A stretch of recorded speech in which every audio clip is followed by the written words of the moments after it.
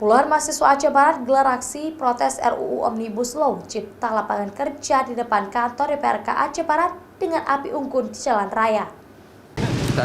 Sejumlah aliansi mahasiswa Aceh Barat memblokade jalur Kota Melabuh serta membuat api unggun di tengah jalan dengan membakar ban mobil bekas yang dikawal ketat oleh aparat kepolisian setempat.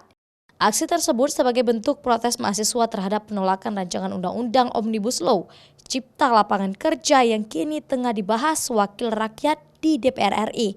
Mahasiswa yang tergabung dalam Solidaritas Mahasiswa untuk Rakyat Aceh Barat berunjuk rasa di Bundaran Simpang Pelor, Kota Melabuh depan Gedung Dewan Perwakilan Rakyat Kabupaten setempat.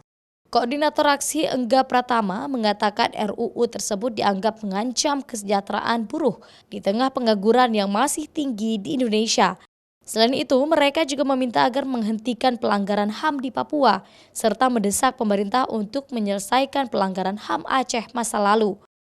Beberapa tuntutan lain yang disampaikan para pendemo dalam aksi tersebut yakni mewujudkan pendidikan dan kesehatan gratis berkualitas, menghentikan segala tindakan represif, kriminalisasi, dan pembungkaman ruang demokrasi terhadap semua gerakan rakyat. Kami pertama menolak Omnibus Law ini karena itu adalah berdampak sangat fatal untuk yang dampaknya itu yang merasakannya itu adalah masyarakat seluruh Indonesia.